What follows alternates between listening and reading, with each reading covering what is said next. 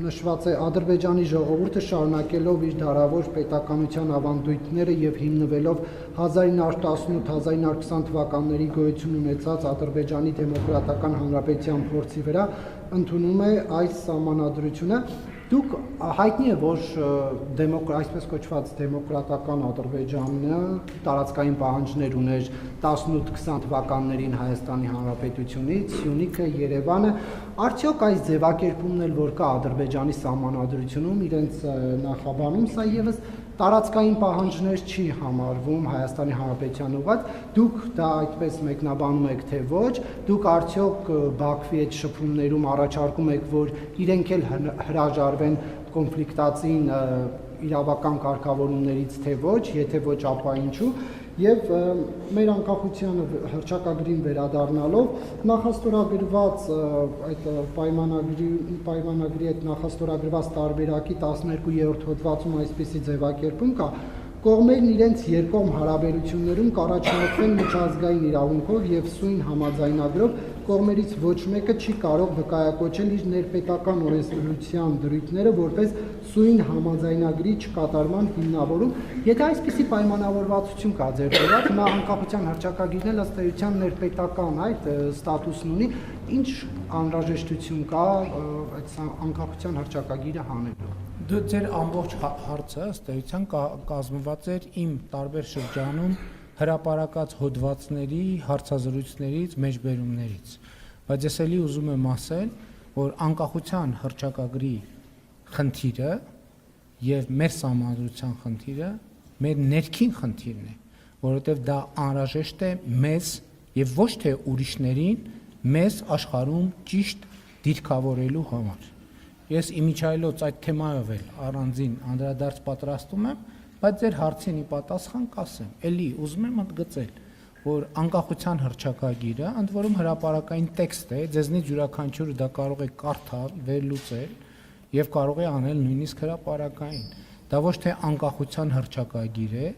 դա կոնֆլիկտի հռչակագիր է եւ արդյունքում կախվածության հռչակագիր է։ Ինչու՞, որովհետեւ երբ որ դու պատկերացրեք, դուք տեղափոխվել եք նոր բնակարան եւ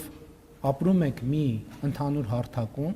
եւ սպառնում եք ձեր եւ դիմացի եւ կողքի եւ հետեւի եւ մյուս կողքի հարևաններին այդպիսով հռչակելով նաեւ անկախություն։ Դա ինչ է նշանակում։ Ոնց է այդ սպառնալիքների պայմաններում ապրելու այդ միջավայրում միայն ու միայն արտաքին օգնության, այսինքն միայն ու միայն արտաքին օգնություն ակնկալելով։ Իսկ արտաքին օգնություն ակնկալելը ձեզ դնելու է շարունակաբար մեծացող, ահագնացող կախվածության մեջ նրանից կամ նրանցից, ումից այդ օգնությունը ակնկալում եք։ Եվ հետևաբար անկախության հռչակագիրը կոնֆլիկտի եւ կախվածության հռչակագիր է, եւ ես առաջիկայում գուցե նաեւ տեքստի վերլուծությամբ ցույց կտամ այդ ամեն ինչը, բայց ելի ուզում եմ ասել, որ սահմանադրությունը եւ այս խոսակցությունը մեզ է պետք։ Դա մեր ներքին օրակարգի հարց է։ Մենք դա արտաքին որևէ ուժի հետ չենք քննարկել, չենք քննարկում եւ չենք քննարկելու։ Մենք դա քննարկում ենք մեր ժողովրդի հետ, որովհետև ես նաև առիթներ ունեցել եմ ասելու, նույնիսկ երթևեկության կանոնների օրինակը բերելով օրինակ, թե երբ որ մենք ասում ենք ով մարդկային արդարություն, թող որ ես թքեմ քո բաց ճակատին, այդ շատ լավ ասում ենք, բայց երբ որ մենք անընդհատ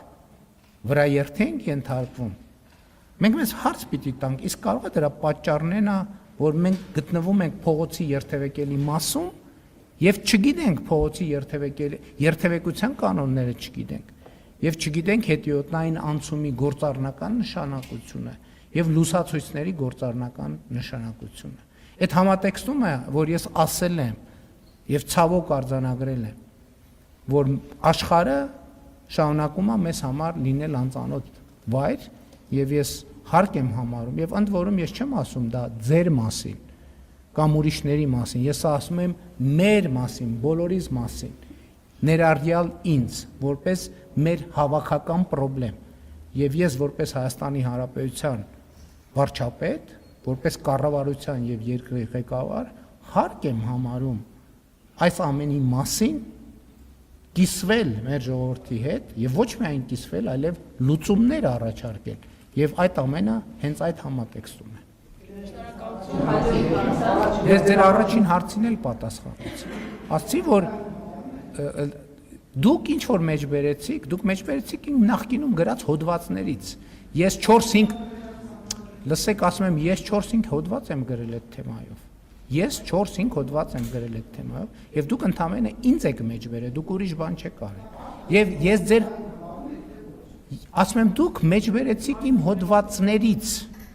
Ես այդ հոդվածներում իմ գնահատականը տվել եմ։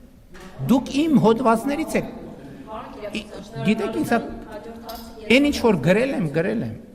Այսինքն ես ձեր քմահաճույքով պետք է ինչ որ բան կրկնեմ, ես կրկնելու անհրաժեշտություն չեմ տեսնում։ Այսինքն դուք երկրի վարչապետի առաջ կանգնած եք, ասում եք դե կրկնի։ Ինչ որ ասել եմ, հարգելի պարոն Կիրակոսյան։ Եվ ձեզնից էլ չեմ ակնկալում, որ ձեր հարցը կրկնեք, որովհետև ես միանգամից հասկանում եմ։ Շնորհակալություն։ Պարոն վարչապետ, պարբերաբար ահազանգ ենք ստանում դատական դեպարտամենտի աշխատակիցներից,